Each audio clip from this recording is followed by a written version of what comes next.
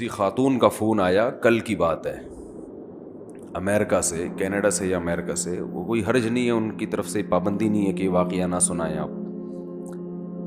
اور یہ جو ٹیلی فون ہے نا، یہ ہمارے حضرت کہیں جاتے نہیں تھے، آخر عمر میں بالکل بند ہو گئے تھے، مصروفیت بڑھ گئی تھی، فون کھلا ہوا تھا.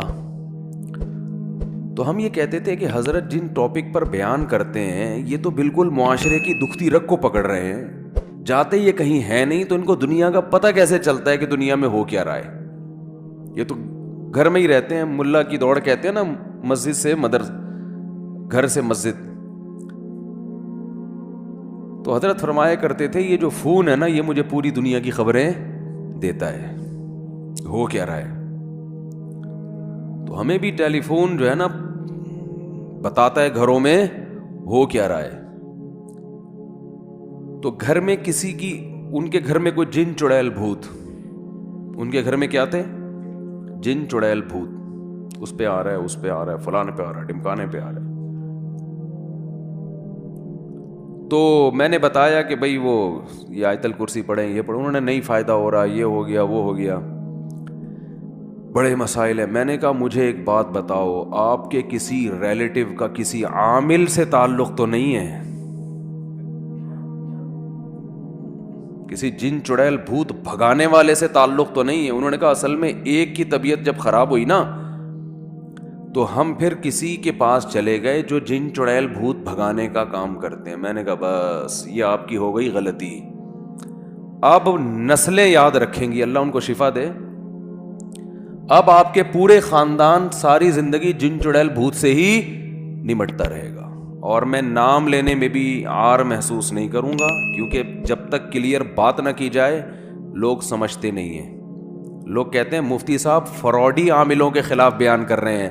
ہرگز ایسا نہیں ہے، میں صحیح عاملوں کے خلاف بیان کر رہا ہوں، یہ فراڈی ہیں. وہ کہنے لگی کہ جن سے ہم علاج کروا رہے ہیں دارالعلوم کورنگی کے مفتی ہیں. میں نے کہا الو کا پٹھا ہے وہ، اور یہی الفاظ میرے ریکارڈنگ میں آئیں گے، اس کو ہٹانا نہیں ہے. کہہ رہے ہیں آپ اتنے بڑے ادارے کے بارے میں کہہ رہے ہو. میں نے کہا اتنے بڑے ادارے نے کسی شخص کا ٹھیکہ نہیں لیا، یہ دارالعلوم کورنگی کے نام کو الو کے پٹھے کیش کراتے ہیں، مفتی کے نام کو کیش کراتے ہیں یہ لوگ. میں نے کہا میرا ادارہ ہے جامعۃ الرشید، اس کا بھی کوئی عامل ہے تو الو کا پٹھا وہ پہلے ہے، جامعہ کا مفتی بعد میں ہے وہ. اور یہ ایڈٹ کیا نا، ایسی کی تیسی کر دوں گا، بتا رہا ہوں میں، یہ الو کے پٹھے کے نام سے جانا چاہیے یہ بیان. ان لوگوں نے گھر اجاڑ دیے، تباہ کر دیے، نفرتیں ڈالی ہیں. میں نے کہا بنوری ٹاؤن کا ہو، دارالعلوم کورنگی کا ہو، یہ سارے ہمارے ادارے ہیں نا، ہم ان سے محبت کرتے ہیں، یہاں پڑھنے کو ہم سعادت سمجھتے ہیں. ان اداروں میں، ان اداروں کے ٹیچرز کا، استاذوں کو ہم اہل حق سمجھتے ہیں، اس لیے ان کا نام لے رہا ہوں، کہ میں کسی بدعتی اداروں کا نام نہیں لے رہا. میرا ادارہ ہے جامعۃ الرشید، اس کا کوئی عامل ہو تو الو کا پٹھا وہ پہلے ہے، عامل بعد میں ہے. دارالعلوم کورنگی کا کسی کا خلیفہ بھی ہو، الو کا پٹھا وہ پہلے ہے، عامل مفتی خلیفہ بعد میں ہے. میں نے اپنی زندگی میں دیکھیں، ان میں خلیفے ہوں یا مفتی ہو یا بزرگ ہو، یہ گھروں کو تباہ کرتے ہیں. جو جن چڑیل بھوت کا نا پراپر کام کر رہے ہیں. رقیہ کے میں خلاف نہیں ہوں، اگر کوئی بزرگ رقیہ کر رہے ہیں، دم درود کر رہے ہیں، وہ تو صحابہ تابعین سے، میں بھی کرتا ہوں، وہ تو سب کرتے آئے ہیں. جو اس میں پروفیشنل ہے نا، جو کہتا ہے مجھے یہ کام آتا ہے، وہ جھوٹ بول رہا ہے، وہ الو بنا رہا ہے آپ کو. اور علماء بیچاروں کو پتہ نہیں ہے، ان کو خود نہیں اس فیلڈ کا پتہ. وہ کہتے ہیں شاید کوئی پڑھا لکھا ہو، وہ کچھ بھی نہیں پڑھا لکھا، یہ کوئی سلیبس ہے ہی نہیں، آج تک کوئی وجود میں ہی نہیں آیا. وہ جن چڑیل بھوت بھگانے کا کیا ہے، کیا کرائٹیریا کیا ہے، اس کو کیا آتا ہے؟ تو کہتے ہیں کوئی سلیبس نہیں ہوتا، تجربہ ہوتا ہے. تو تجربہ ہی لکھ دو اپنی کتابوں میں، اسی کو ہم نصاب بنا کے یونیورسٹیوں میں پڑھانا شروع کر دیں گے. جس بڑے سے بڑے عامل کے پاس جاؤ نا، اس سے پوچھو انٹرویو تو کیا کرتا، کیا ہوتا کیسے، اس کو خود کچھ بھی نہیں پتا ہوتا. اب رہا یہ مسئلہ کہ اتنے بڑے بڑے اداروں میں جب اتنے بڑے بڑے الو کے پٹھے معذرت کے ساتھ موجود ہیں، اتنے بڑے بڑے مفتی، تو اداروں نے ان کو مفتی کیوں بنایا؟ یاد رکھو ادارے نے مفتی نہیں بنایا. مفتی اپنے نام کے ساتھ لگانے پر گورنمنٹ کی طرف سے کوئی پابندی نہیں ہے. کوئی بھی اپنے نام کے ساتھ, مفتی تو چھوٹا لفظ ہے, مفتی اعظم پاکستان بھی چھوٹا لفظ ہے, انٹرنیشنل مفتی اعظم بھی آپ لگوا لو, اس کے لوگو چھپوا کے اپنی گاڑی پہ لگا دو, پوری دنیا میں اس پر کوئی پابندی نہیں. آپ کو کس نے بتایا کہ یہ مفتی ہے؟ اور دارالعلوم کورنگی کے کون سے بڑے مفتی نے, جو ریلائبل مفتی ہے, انہوں نے ذمہ داری لی کہ ہم اس کو مفتی قرار دیتے ہیں؟ کہاں ہے یہ تو آپ نے کہا ہے نا, یا وہ خود کہہ رہے کہ میں مفتی ہوں؟ اور مجھے پتا ہے اس پہ میری مخالفت کتنی ہوگی, یہ بھی علماء کی طرف سے ہوگی.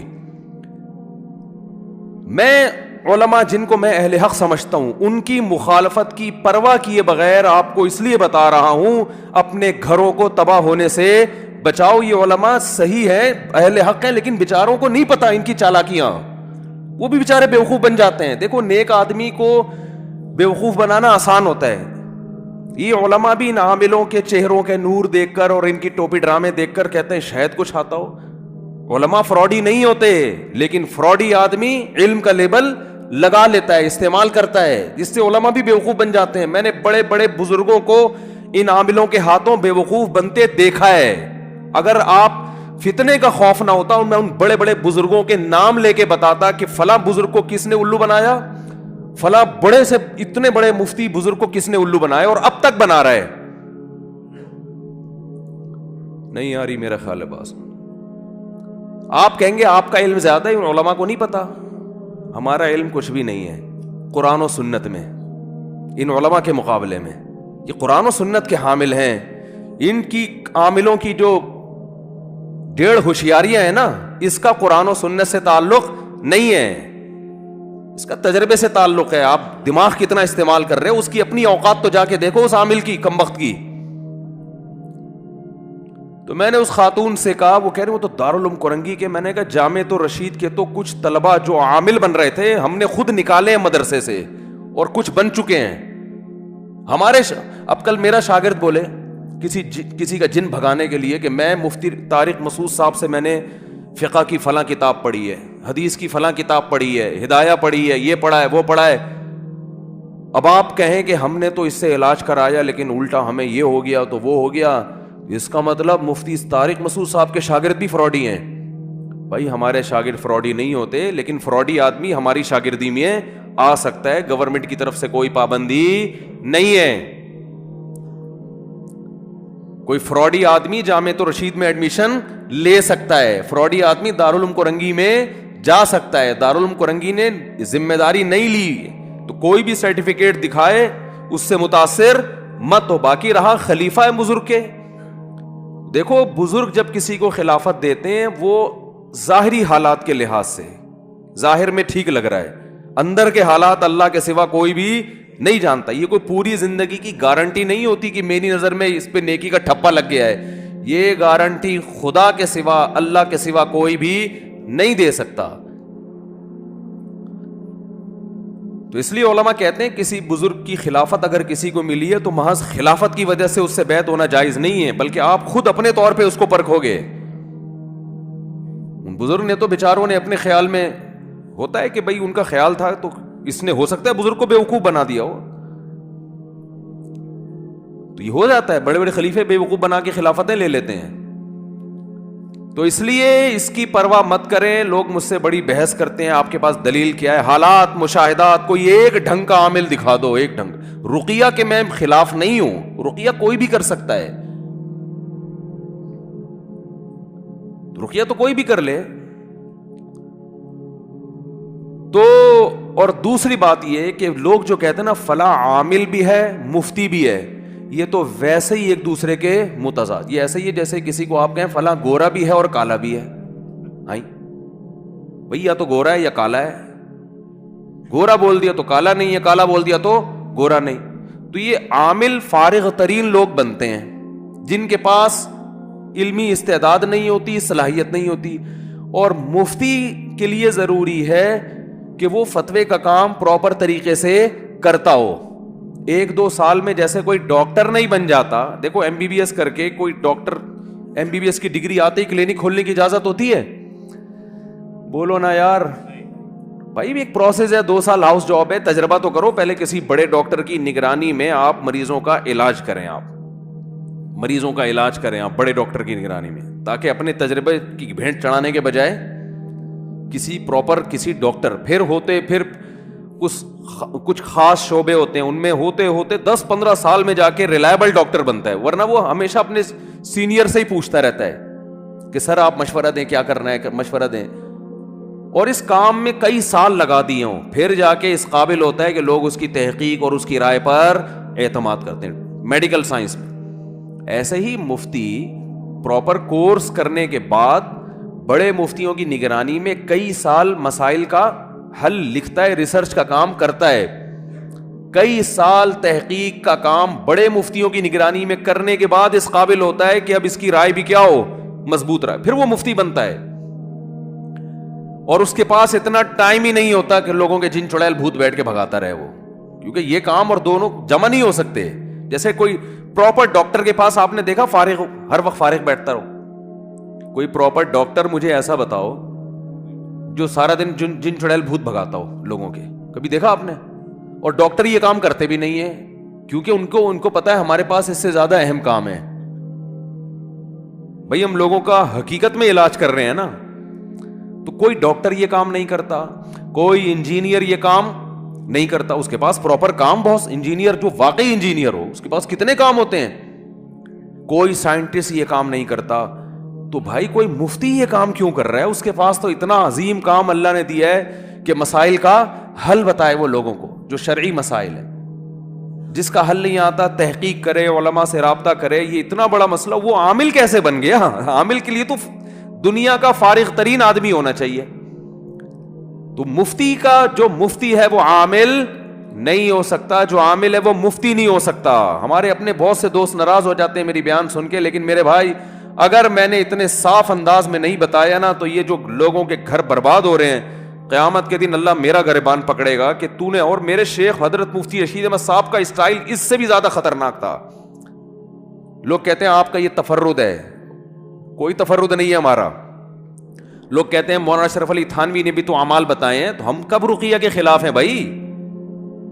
تو رقیہ تو کر لو نا، اسی کتاب سے دیکھ کے رقیہ کر لو، اس میں کیا جا رہا ہے؟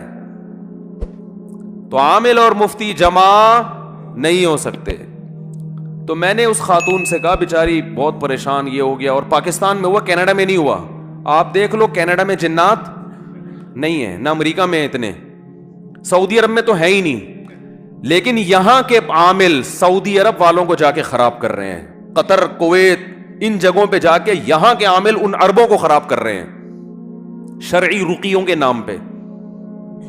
کہ ہم جو ہے نا، میں جب مسقط میں تھا تو مسقط کے مفتی اعظم سے میری ملاقات تھی، مسقط کے مفتی اعظم سے، ان کو بتایا کہ بھئی جامعۃ الرشید کے ہیں، وہ بڑے، اللہ ان کو جزائے خیر دے، بڑا اکرام کیا انہوں نے، ہمیں 2 منٹ کی ملاقات ہوئی، انہوں نے مجھے اگلے دن لنچ پہ بلایا۔ اب مسقط کا مفتی اعظم کا جو لنچ ہے وہ تو آپ کو پتا ہے کیا،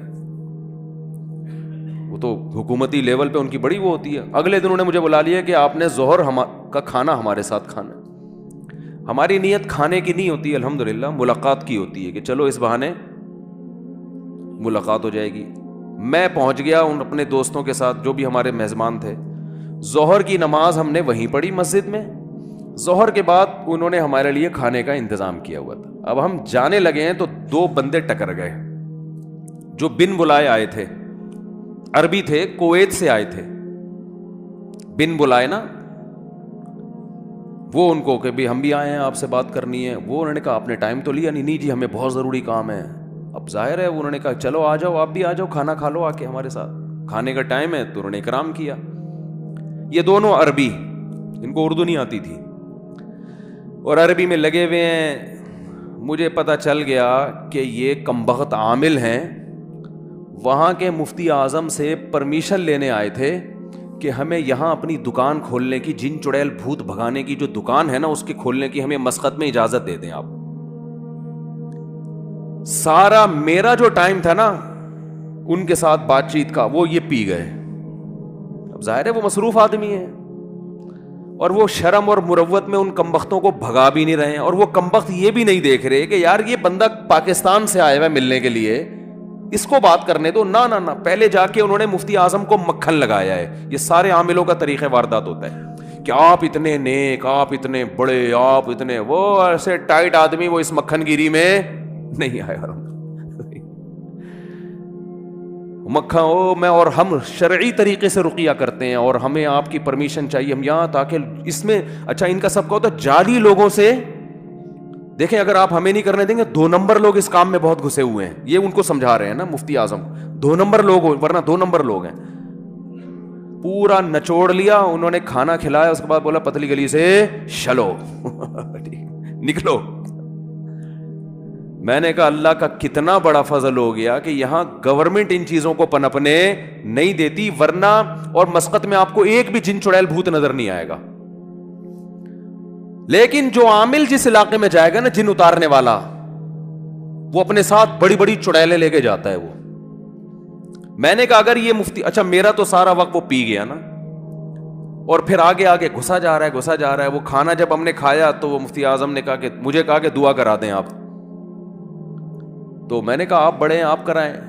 ابھی یہ بات چل رہی تھی, وہ شروع ہو گیا میں کراتا ہوں, کیونکہ اپنی تصویریں کھینچ رہا ہے. صحیح ہے نا, کیونکہ وہ سیلفیاں بھی ہو رہی ہیں, اور پھر دنیا کو دکھائے گا کویت جا کر یا پاکستان آ کر کہ مفتی اعظم کے مجلس میں دعا کس نے کروائی, وہ اپنے بارے میں نے کروائی. تو ان چیزوں کو کیا کرائے گا یہ کیش, کہ یار وہ میرے سامنے بیٹھا ہوا ہے 2 زانوں اور کھانا بھی کھلا رہا ہے, اور میں اتنا بڑا آدمی ہوں, تو میں کیسے جن نہیں بھگا سکتا. تو لوگ ان چیزوں سے کیا ہوتے ہیں متاثر, یار یہ تو بڑی پہنچی ہوئی فلم ہے بھائی, ہم نے ایک تصویر نہیں لی, جن کو باقاعدہ انوائٹ کیا گیا ہے کھانے پہ ٹھیک ہے, اور وہ تصویریں بھی, اور پھر دعا کراتے ہوئے رو رہا ہے. کھانے کے بعد دعا میں تو ویسے بھی رونا دھونا, اچھا ہم کو میت تھوڑی ہے, کوئی جنازہ تھوڑی پڑا بھائی, تھوڑی سی دعا کا مطلب یہ تھا بھائی اللہ برکت دے اہل خانہ کو رزق میں زبر, یہی ہوتا ہے نا. الحمدللہ الذی اطعمنا وسقانا, وہ کرا رہا ہے, اتنے ہاتھ یوں کر لیا ایسے, فل شو بازی. تو ہم بھی اتنا ٹائم ہو چکا تھا, 1.5-2 گھنٹے وہ پی گیا. ہم نے کہا جی السلام علیکم, جا رہے ہیں ہم, تو کیا بات کرے آدمی بیٹھ کے. تو میں نے کہا یار یہ بھی, ہاں. اور آپ کے جو پاکستانی عامل ہیں یہ بڑے بہت آگے ہیں بھائی, یہ آپ کی سوچ سے بہت آگے کی چیزیں ہیں. یہ جا رہے ہیں سعودی عربوں کو بیوقوف بنا رہے ہیں, کویت جا رہے ہیں وہاں بیوقوف بنا رہے ہیں, اور پتہ نہیں کیا کیا کر رہے ہیں. ابھی تک کویت میں ایک صاحب 15 سال شارجہ میں رہ کر آئے, کہہ رہے ہیں میں نے پورے پٹھان تھے ہمارے دوست, کہہ رہے ہیں 15 سال میں ایک جن بھوت کا کیس نہیں دیکھا. کہہ رہا ادھر آیا ہوں تو ادھر ہر دوسرے آدمی پہ بھوت چڑھا ہوا ہے, ہر گھر سے تعویذ نکل رہے ہیں. وہ اس پہ جن آیا ہوا ہے, وہ ساس نے بہو پہ کرایا ہوا ہے, وہ فلانی نے ڈمکانے پہ کرایا ہوا ہے. میں نے کہا یہاں سے لے جاؤ 2-4 کویت میں, وہ ابھی تک سکون سے ہیں, تو لے جاؤ. میں نے کہا یہاں سے جن اتارنے والا عامل لے جاؤ آپ, پھر دیکھو عربوں کی ایسی کی تیسی نہ ہو جائے. کچھ لوگ رقیہ کی حد تک کرتے ہیں, اس کے ہم خلاف نہیں ہیں, وہ تو میں بھی کرتا ہوں. اور بعض بزرگوں کے دم میں اللہ نے طاقت زیادہ رکھی ہے, وہ ان کی کرامت ہے, وہ کرتے ہیں تو زیادہ اچھا فائدہ ہو جاتا ہے. یہ تو اس حد تک ہم رقیہ کے خلاف نہیں ہیں. تو میں نے اس خاتون سے کہا, میں نے کہا آپ نے کسی عامل سے تعلق قائم کیا ہوگا, اور یاد رکھو دارالعلوم کورنگی کے جتنے بڑے حضرات ہیں کوئی کسی عامل کی ذمہ داری نہیں لیتا نہ, اور جامعۃ الرشید میں بھی بنوری ٹاؤن میں کوئی کی ذمہ داری نہیں لیتا, ادارے کی سطح پہ کوئی نہیں, بولا جو ہے خود بھگتو. لوگ کہتے ہیں پھر یہ برات کا اعلان کیوں نہیں کرتے, ہمارا تعلق نہیں ہے. ایسے تو ہر طرح آپ نے اندازہ کیسے لگا لیا کہ ان کا تعلق ہے, تو آپ خود کیوں فرض کر کے بیٹھے ہوئے ہو. تو میں نے اس خاتون سے کہا, میں نے کہا کوئی پہلا آدمی ایسا ہوگا اس کی طبیعت خراب ہوئی, پتہ نہیں کیوں ہوئی خراب, جس وجہ سے بھی ہوئی, وہ چلا گیا عامل کے پاس. اب وہ کویت کے کوئی مفتی ہیں, انہوں نے کہا کہ میرے پاس جنات کی پوری جماعتیں ہیں, اور جماعتیں بھیج کے میں پرانی والی جماعتوں کو کیا کر رہا ہوں, نکلوا رہا ہوں. میں نے کہا اس سے تعلق ختم کرو, اس مفتی سے. مفتی نہیں ہے وہ, جب تک ختم نہیں کیا نا یہ علاج, تو دماغ سے ایک ٹھیک ہوگا 4 اور بیمار ہو جائیں گے. اور پھر میں نے کہا کہ اس میں یہ بھی بڑا نقصان ہوگا کہ زندگی بھر کے لیے جن چڑیل بھوت. دیکھو میرے باپ دادا جن چڑیل بھوت میں نہیں پڑتے تھے. میرے والد صاحب کہ کبھی ہم نے نہ یہاں تعویذ دیکھا نہ یہاں دیکھا نہ کوئی دھاگا کہیں دیکھا. پریشانیاں بھی آئیں, 2 رکعت صلاۃ الحاجت پڑھ کے اللہ سے مانگتے تھے, اللہ ان کی مغفرت فرمائے. جب بھی کسی ٹینشن میں ہوتے تھے ہم اپنے والد کو دیکھتے تھے دعا مانگ رہے ہوتے تھے نماز پڑھ کے, بس نہ جن نہ چڑیل نہ بھوت. اور جن لوگوں کو ہم نے دیکھا کہ وہ کسی نے کچھ کر دیا ہے وہ اب تک اسی میں لگے ہوئے ہیں, فلانے نے ڈمکانے کو کر دیا, فلانے نے یہ فلانے کو کر دیا, اس نے یہ اس کو کر دیا, اس نے جن چڑھایا, وہ فلانے بزرگ کو لے کر آئے, انہیں سونگ کے بتایا کہ اتنے جنات ہیں. جن اسمیل والی چیز ہی نہیں ہے کہ سونگنے سے پتہ چلے. بنیان سونگ کے بتا رہے ہوتے ہیں. کس قدر بےغیرتی ہے یار, اپنی عورتوں کے بنیان غیر مردوں کو پکڑا دیتے ہو, وہ سونگ سونگ کے بتا رہے, تو بے شرمی ہے. اور اس کو پھر مفتی بھی کہہ رہے ہو, کس قدر بے شرمی کی بات ہے.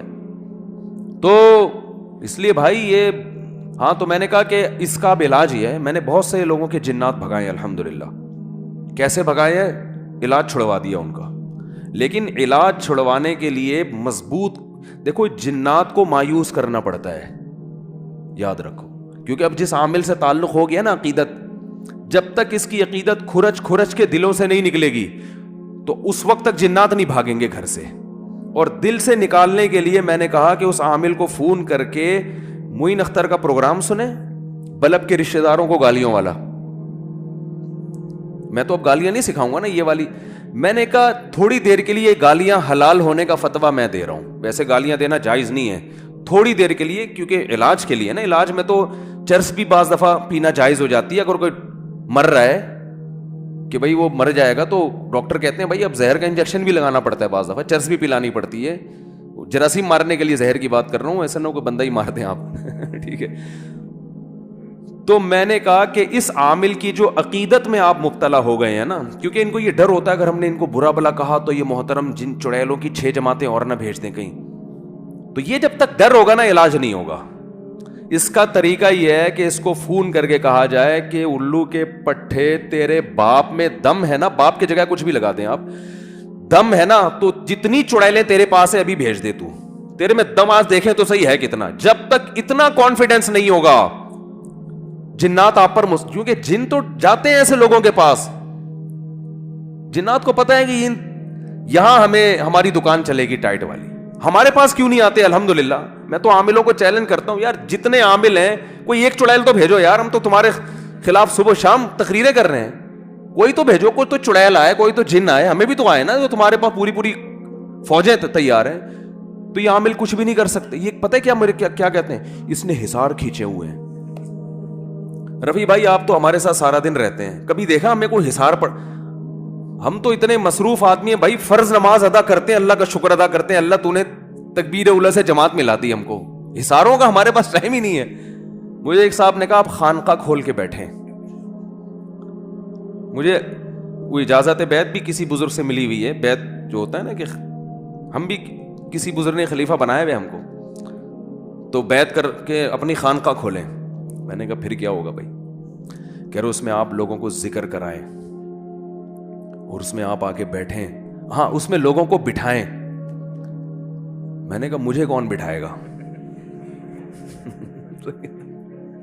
میں لوگوں کو تو بٹھا دوں گا جیسے خانقاہ میں بٹھایا جاتا ہے نا, پھر شیخ صاحب بھی بیٹھتے ہیں.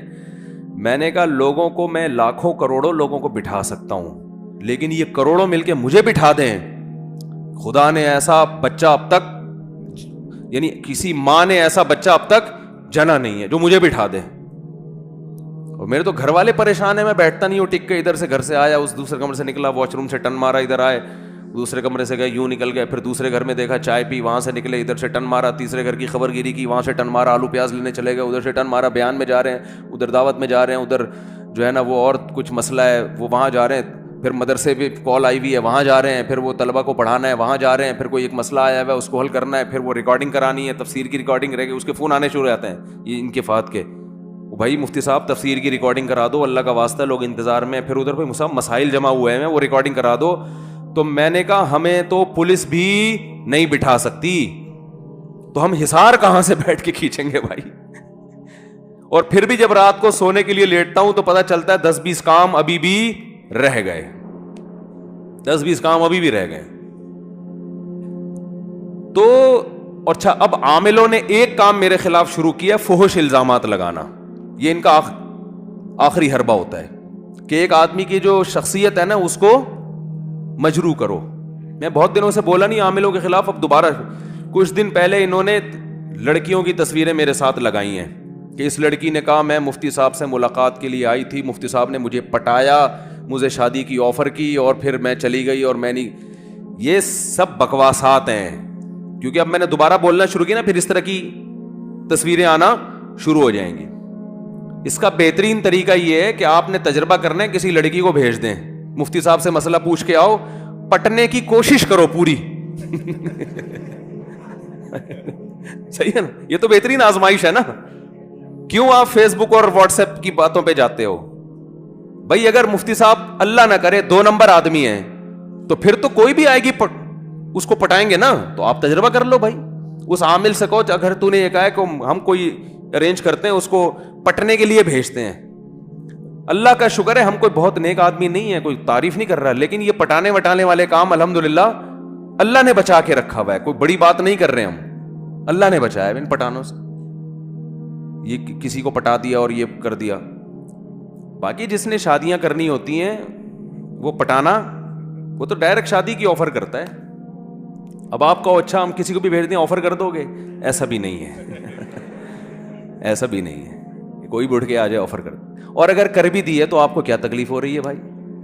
اول تو ہم ایسے آفر نہیں کرتے، لیکن اگر فرض کرو کر دی ہے آفر، تو آفر کرنے کے بعد ہی شادی ہوتی ہے نا، بغیر آفر کے تھوڑی ہوتی ہے. آپ لوگ کی جتنی شادیاں ہوئی ہیں بغیر آفر کے ہوئی بھی ہیں. دیکھو فرشتوں نے آ کے آپس میں نکاح پڑھا کے چلے گئے تھے، پہلے پیغام بھیجا جاتا ہے بھائی بھیج دیا، قبول کرنا ہے کرو، نہیں کرنا نہیں کرو، اس میں کیا ہے، یہ تو ویسے ہی جائز ہے. تو یہ فحش باتوں پہ آتے ہیں، فحش الزامات، کیونکہ ان کا تو دین ایمان ہے نہیں، یہ کچھ بھی لگا سکتے ہیں. تو اس لیے یہ بڑی ہمت کر کے میں ان سے دشمنی مولتا ہوں، اس کو آپ ہلکا نہ سمجھیں.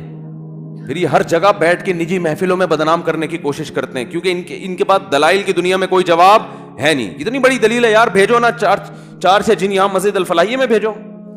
اچھا ان میں سارے فراڈی نہیں ہوتے، یہ بتا دوں میں. کچھ کا دماغی توازن خراب ہوتا ہے، وہ یہ سمجھتے ہیں کہ ہم بہت نیک ہیں اور ہمیں آتا ہے، لیکن وہ اپنا اندر سے فالٹ کی وجہ سے سمجھ رہے ہوتے نیک ہیں. یہ میں بتا دوں، یہ جو میں نے کہا نا سارے فراڈی ہوتے ہیں، اس میں فراڈی کا مطلب ظاہری لحاظ سے فراڈی، اندر سے فراڈی باز نہیں ہوتے، واقعی نیک ہوتے ہیں، لیکن وہ یہ سمجھ رہے ہوتے ہیں کہ یہ جن چڑیل بھوت ہے. حالانکہ وہ اپنا دماغی تخیل ہوتا ہے، کیونکہ وہ عملیات کر کے اوپر سے کھوپڑی کی سیٹنگ آؤٹ ہو جاتی ہے. کیونکہ میں ان عاملوں میں نیک لوگوں سے بھی ملا ہوں، مجھے اندازہ ہو گیا تھا کہ یار یہ آدمی 2 نمبر نہیں ہے، لیکن یہ بیچارہ چلے ولے کر آ کے نا اوپر کی سیٹنگ کیا ہو گئی ہے اس کی آؤٹ. تو اس کو ایسے لگ رہا ہے تو اس کی سیٹنگ آؤٹ ہوئی ہے. بھائی آپ کی سیٹنگ تھوڑی آؤٹ ہوئی ہے، آپ تو ٹھیک ٹھاک ہو. جو بھی ایب نارملٹی والی باتیں کریں نا، جیسے آپ گئے کسی عامل کے پاس، وہ واقعی نیک ہے، کہہ رہے اتنے حصار ہوتے ہیں، اتنے ہمزاد ہوتے ہیں، اتنے موکل ہوتے ہیں، اور واقعی نیک بھی ہو، تو سمجھ لو کہ اس کی اوپر کی سیٹنگ کیا ہو گئی ہے، بولو نا آؤٹ.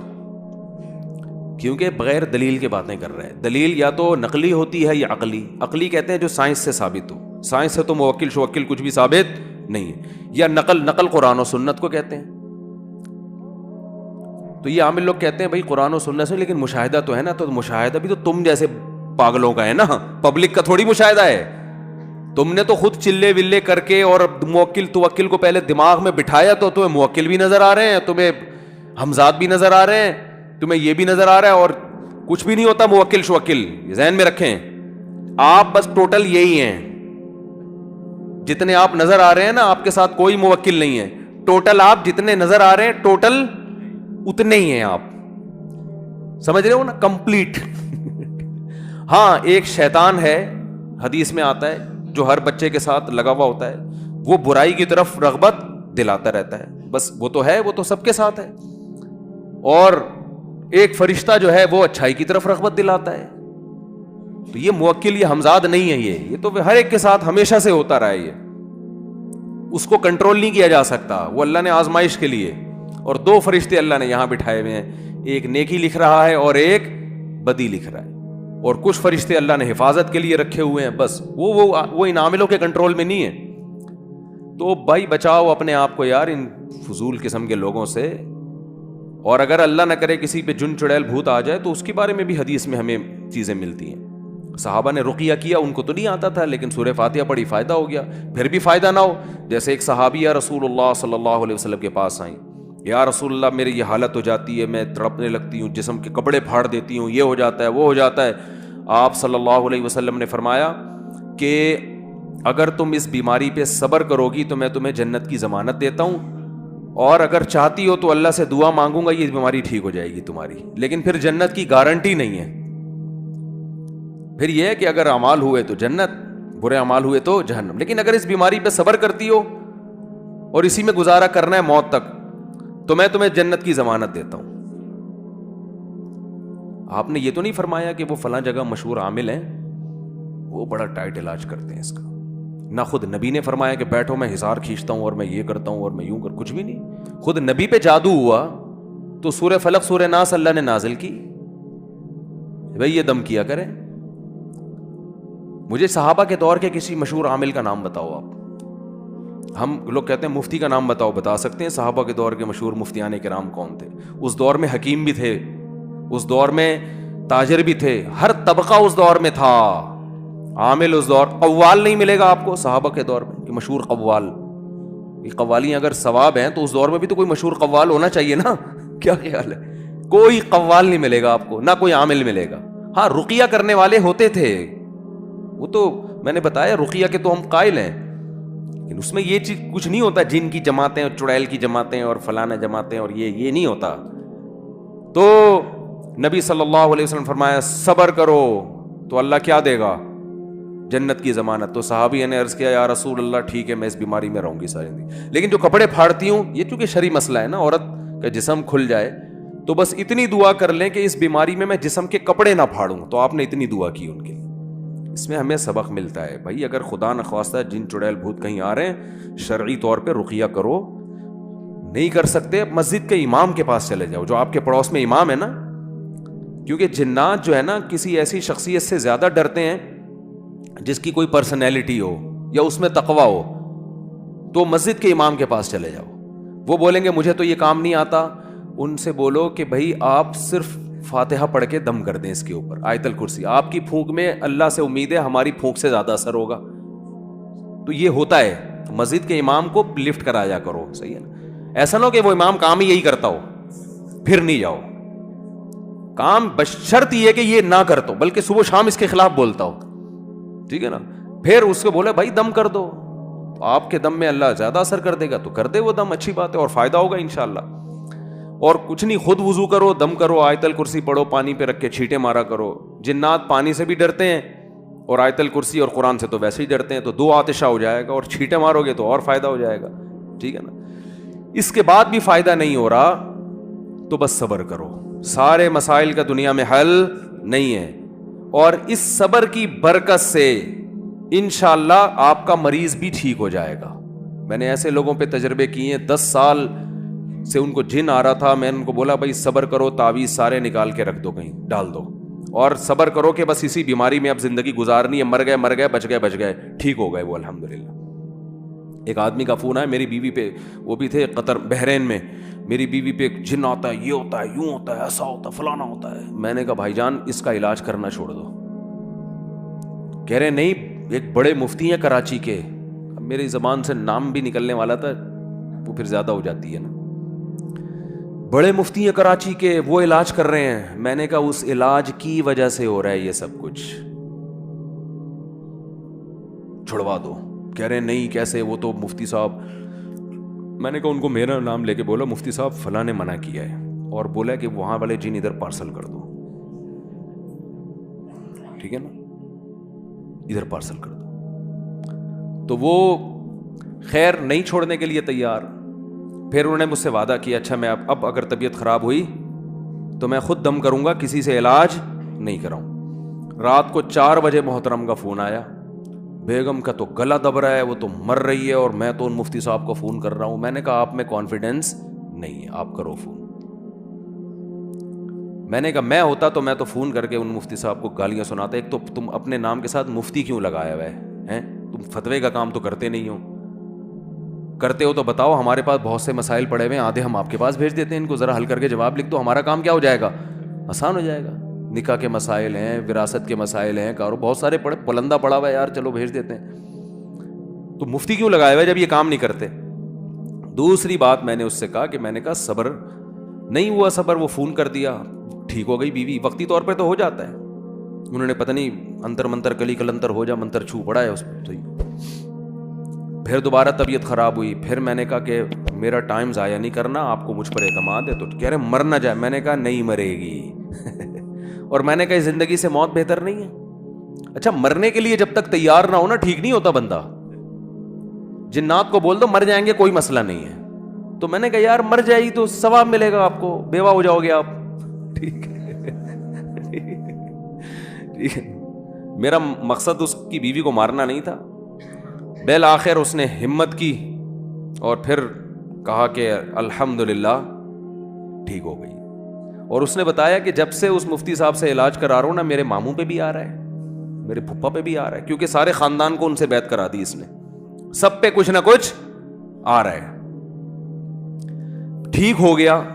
اچھا بڑا خوش ہوا مجھ سے, آپ نے اتنا میرا خیال کیا. اور پھر مجھے اس نے ہدیہ بھیجا بحرین سے. میں نے تو کوئی نہیں پیسے مانگے, وہ خوش ہو کے اتنا, یہ ہدیہ کا ذکر اس لیے کر رہا ہوں کہ واقعی بڑا متاثر ہو گیا. لیکن یہ عاملوں کی محبت آرام سے نکلتی نہیں ہے. کچھ دن بعد پھر فون آیا, مفتی صاحب وہ تو فراڈی تھے, لیکن ابھی میں نے ایک عامل آیا, اس نے میری گھڑی دیکھے بغیر بتا دی کون سی ہے. یہ بندہ صحیح ہے, کیونکہ اس نے میری گھڑی دیکھی نہیں ہے اور گھڑی کا ماڈل بتا دیا. یہ تو بالکل کیا لگ رہا ہے. میں نے کہا یہ بھی فراڈی ہے. کہہ رہے نہیں اس میں نے کہا دفعہ ہو یہاں سے, تمہاری ایسی کی تیسی. میں نے نمبر ہی بند کر دیا, فالتو تھوڑی ہے. میں نے تو چاہتا ہے وہ ہدیہ واپس کروں, لے بھائی واپس. تو بات کہاں, اتنا اچھا موضوع چل رہا تھا. تو بھائی یہی ہے کہ اگر خدا نخواستہ گھر میں جن چڑیل بھوت آ رہے ہیں تو بھائی بس خود ہی چھینٹے میٹے مار دیا کرو. آیت الکرسی کا بڑا اثر ہوتا ہے, سورہ فاتحہ کا بڑا اثر ہوتا ہے. اگر ہے تو وہ ان کے پاس جانے کی ضرورت نہیں. کہتے ہیں کہ قرآن میں اثر نہیں ہے, قرآن میں اثر ہے, لیکن یہ کہاں لکھا ہوا ہے کہ تو جو پڑھے گا وہ اس میں تو اثر ہوگا اور مسجد کے امام صاحب پڑھیں گے اس میں اثر نہیں ہوگا. یہ کہاں لکھا ہوا ہے. دوسری بات یہ ہے, ایک اور بات دماغ میں آئی تھی, نکل گئی یہ ٹاپک کر کے, پھر میں اصل کی طرف آتا ہوں جلدی سے. دماغ سے ہی نکل گئی یار, اتنی اہم بات تھی. تو چلو نکل گئی تو نکل گئی. انہوں نے کوئی بددعائیں دے رہے ہوں گے بیٹھ کے. تو خیر, تو بات یہاں سے شروع ہوئی تھی کہ بھائی اپنے گھر کی حفاظت کرو, اور اگر ہو جاتا ہے تو صبر کرو, بس علاج کرتے رہو اور صبر کرتے رہو. جب مایوس کر دو گے نا جن چڑیل بھوتوں کو, ایسے بھی کیسز ہیں گھر میں واقعی جن آ گیا تو انہوں نے کچھ بھی نہیں کیا. ہمارے ایک دوست ہیں یہاں رہتے ہیں, ان کے بڑے گھر کے واقعات ہیں. وہ کوئی پرانی عمارت ہوتی ہے نا, بعض دفعہ ایک فلیٹ تھا بہت پرانا بوسیدہ, اس کے بارے میں مشہور تھا اس میں جنات ہیں, کوئی جاتا نہیں تھا وہاں نا, ڈرتے تھے. ایک فنٹر چلا گیا, بولا ایسی کی تیسی جن چڑیل. بولا کچھ بھی نہیں ہے, جا کے دروازہ بجایا, اندر سے آواز آئی کون. اس نے کہا میں آیا ہوں, میں نے سنا یہاں جن چڑیل بھوت رہتے ہیں. اس نے دروازہ کھولا, اس نے پوچھا, میں نے کہا یار جن جو بھوت رہتے ہیں یہاں سنا ہے. کہہ رہے ہیں میں تو 500 سال سے رہ رہا ہوں, مجھے تو کوئی نظر نہیں آیا یہاں پہ. یہ بے ہوش, تو 500 سال سے رہ رہا ہے. تو ہمارے ایک دوست ہیں, ان کے گھر میں کوئی جن چڑیل بھوت کے واقعات ہونا شروع ہو گئے, لیکن اللہ کا بڑا فضل ہو گیا, انہوں نے علاج نہیں کرایا, اس لیے وہ ٹھیک ہو گئے. سمجھ رہے ہو نا. اور میں نے کہا کوئی عامل وامل آ جا ہوگا, وہ سونگ کے گیا ہوگا بستر بیڈ جو ہے نا, تو یہ جہاں جائیں گے وہاں جن چڑیل بھوت ساتھ ساتھ ہو. تو انہوں نے پھر علاج نہیں کیا, الحمدللہ ٹھیک ہو گیا خود. ورنہ وہ عجیب کبھی خراٹوں کی آواز آ رہی ہے, کبھی غیر مرئی تھپڑ لگ رہا ہے, بندہ نظر نہیں آ رہا. سوچو کیا حال ہو گیا. لیکن انہوں نے اتنا کیا, انہوں نے کہا بھائی نہیں لائیں گے کسی کو. لیکن اس چماٹوں کے فائدے بھی ہوئے. ایک بندہ کھڑا ہوا, ان کے گھر میں مہمان آیا, تو کہیں دروازے پہ کھڑا ہوا, اس کو ایک ان نون تھپڑ آیا نا, جیسے مس کال آ جاتی ہے بعض دفعہ. وہ تھپڑ آیا تو وہ گھبرا گیا کہ کہاں سے آیا ہے. خیر وہ ہم سے جب ملا تو میزبان نے بتایا کہ یہ ہمارے گھر میں ان کو زور سے چانٹا لگا ہے, یہ بیچارے پریشان ہیں. اب اس کو میں بھی جانتا تھا, تو کہنے لگا اس نے کوئی ایسی حرکت کی ہوگی گھر میں نا نازیبا. تو پتہ چلا کہ وہ کیونکہ وہ گھر کا مالک میزبان جو تھے وہ اندر گئے ہوئے تھے, تو اس بیچارے نے تھوڑا سا دروازہ سے جھانک کے دیکھنے کی کوشش کی کہ کیوں نہیں آ رہا. نیت غلط نہیں تھی ان کی, نیت غلط نہیں تھی, لیکن ویسے ہی کوشش کی جھانکنے کی کہ یار بندہ غائب کیا ہوگا. تو جیسے ہی جھانکے جن نے تھپڑ مارا, شرم نہیں آتی کہ کر کیا رہا ہے کسی کے گھر میں جا. تو مجھے انہوں نے بتایا کہ یار یہ بیچارہ کانپ رہا تھا. تو لیکن انہوں نے ہمت کی. آج اللہ کا شکر ہے گھر میں کیا ہے, سکون. اگر وہ عاملوں کو لے آتے تو پھر بس گئے تھے کام سے.